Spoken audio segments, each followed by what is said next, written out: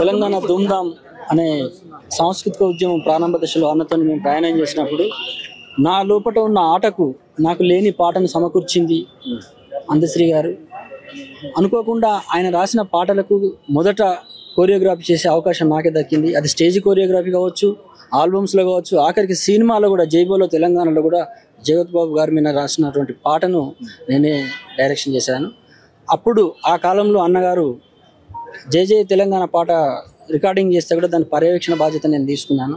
So తెలియకుండానే ఆ పాటకు నా ఆటకు సంబంధం ఉంది. నిజానికి అందశ్రీ గారి పాట లేకపోతే అంతడుపులకు తెలంగాణ ఉద్యమంలో ధూమ్ధాంలో ప్రస్థానం మొదలైనా కూడా నాకంటూ ఒక మార్క్ లేని సందర్భంలో అందశ్రీ గారి పాటే నాకు ఆట అయి నన్ను నిలబెట్టిందని తెలియజేస్తూ, ఇలా ఆయన అప్పటి నుంచి ఇప్పటి వరకు నాకు కానీ నా కుటుంబంతో కానీ వారితో దాదాపు ఒక వారం రోజులకు ఒకసారి మేము ఏదో సందర్భంలో మాట్లాడుకుంటుండేది. ఈ మధ్యన ఒక 2 వారాల నుంచి మాట్లాడుకోలేదు.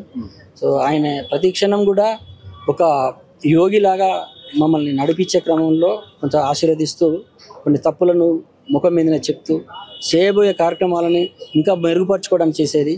మేము ఇద్దరం ఒకటి కలగండం, ఆయన పాటని ఒక 10,000 మందితోని పాడిపించి వరల్డ్ గిన్నిస్ రికార్డుకి తీసుకెళ్లాలని బ్రోచర్స్ కూడా రెడీ చేసుకొని ప్రభుత్వం ఆదేశాల కోసం వెయిట్ చేశాం. అంతేకాకుండా ఇంకా కొన్ని కూడా చాలా కార్యక్రమాలు మేము చేద్దాం అనుకున్నాం. అవన్నీ కూడా అర్థంతంగా ముగిపోవడం కొంచెం బాధాకరంగా ఉంది.